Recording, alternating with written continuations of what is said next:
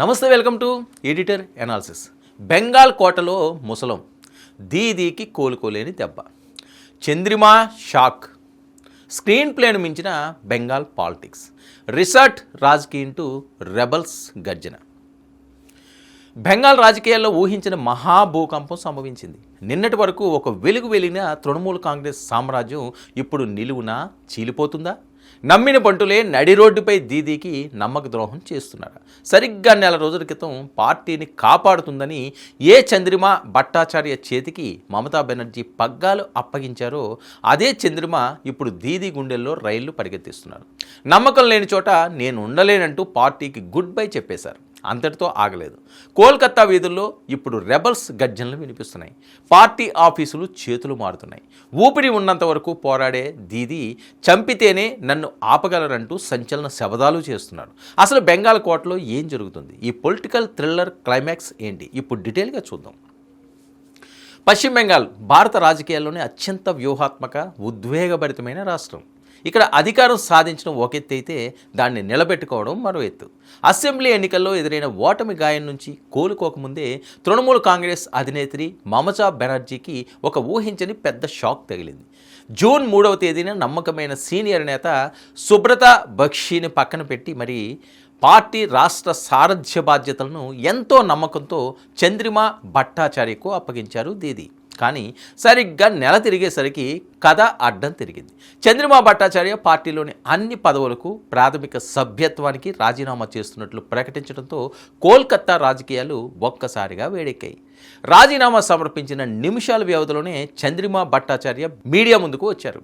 ఆ సమయంలో ఆమె ముఖంలో అసంతృప్తి, ఆగ్రహం స్పష్టంగా కనిపించాయి. నమ్మకం లేని చోట పనిచేయడం నా వల్ల కాదు, ఆత్మగౌరవాన్ని తాకట్టు పెట్టి పార్టీలో కొనసాగలేనంటూ ఆమె చేసిన వ్యాఖ్యలు బెంగాల్ రాజకీయాల్లో పెను సంచలనాల్ని సృష్టించాయి. కోల్కతాలోని టీఎంసీ ప్రధాన కార్యాలయాన్ని రితబ్రత బెనర్జీ నేతృత్వంలోని రెబల్స్ గ్రూప్ చేజిక్కించుకోవడానికి తానే కారణమంటూ మమతా బెనర్జీ తనపై మోపిన నిందను ఆమె భరించలేకపోయారు. పార్టీ కోసం ఎన్నో ఏళ్లుగా కష్టపడితే దక్కే బహుమతి ఇదా అంటూ చంద్రిమా వేసిన ప్రశ్న ఇప్పుడు సోషల్ మీడియాలో సైతం మారుమోగిపోతుంది. ట్విస్టుల మీద ట్విస్టులతో సాగుతున్న ఈ పొలిటికల్ డ్రామాలో అసలైన సీన్ ఇక్కడే మొదలైంది. రాజీనామా లేఖను పంపిన వెంటనే చంద్రిమా భట్టాచార్య నేరుగా బెంగాల్ అసెంబ్లీ ప్రాంగణానికి చేరుకున్నారు. అక్కడ అప్పటికే తిరుగుబాటు జెండా ఎగరవేసిన రితబ్రత బెనర్జీ నేతృత్వంలోని రెబల్స్ ముఠా ఆమెకు ఘన స్వాగతం పలికారు. ఇరు వర్గాలు చేతులు కలపడంతో టీఎంసీలో చీలిక అధికారికంగా ఖరారైపోయినట్లయింది. మరి ఒకవైపు సొంత తమ్ముళ్ళు లాంటి నేతల వెన్నుపోటు పొడుస్తుంటే కోల్కతాలోని పార్టీ ప్రధాన కార్యాలయాన్ని రెబల్స్ తమ ఆధీనంలోకి తెచ్చుకోవడంతో మమతా బెనర్జీ ఒక్కసారిగా ఒంటరి అయ్యారా అనే అనుమానాలు వెలువడుతున్నాయి. కానీ అక్కడ ఉన్నది సామాన్యురాలు కాదు. దశాబ్దాలుగా వీధి పోరాటాలు చేసి ఎన్నో ఆటుపోట్లు, తుఫాన్లను సైతం ఎదుర్కొని నిలబడిన బెంగాల్ టైగర్ మమతా బెనర్జీ. తనపై జరుగుతున్న ఈ వ్యవస్థీకృత కుట్రపై దీదీ తీవ్ర ఆగ్రహంతో ఊగిపోయారు. రెబల్స్ గ్రూపును ద్రోహులుగా, పార్టీకి పట్టిన శనిగా అభివర్ణించారు. అధికారం కోసం, పదవుల కోసం పార్టీని నడి రోడ్డుపై ముంచేయాలని చూస్తున్న వారికి కాలమే సమాధానం చెబుతుందన్నారు. తన నివాసంలో ఏర్పాటు చేసిన అత్యవసర సమావేశంలో మమతా బెనర్జీ చేసిన వ్యాఖ్యలు ఇప్పుడు దేశవ్యాప్తంగా పెను సంచలనాలని రేపుతున్నాయి. నన్ను ఆపాలని చూస్తున్నారు, తృణమూల్ కాంగ్రెస్ ఉనికిని దెబ్బతీయాలని చూస్తున్నారు. కానీ గుర్తుపెట్టుకోండి, పార్టీ గుర్తు ఎక్కడికి పోదు. అది నా శ్వాస, నా రక్తం. ఒకవేళ మీరు నన్ను ఆపాలి అనుకుంటే నన్ను చంపాల్సిందే అంటూ దీదీ హై వోల్టేజ్ శపథం చేశారు.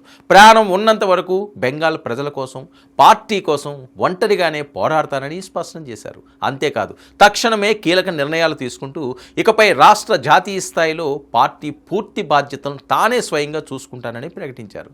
కోల్కతాలోని ప్రధాన కార్యాలయం చేతులు మారినంత మాత్రాన నష్టం లేదని, తన ఇంటి వద్ద ఉన్న కార్యాలయమే ఇకపై తృణమూల్ కాంగ్రెస్ అధికారిక ప్రధాన కార్యాలయంగా మారుతుందని దీదీ సంచలన ప్రకటన చేశారు.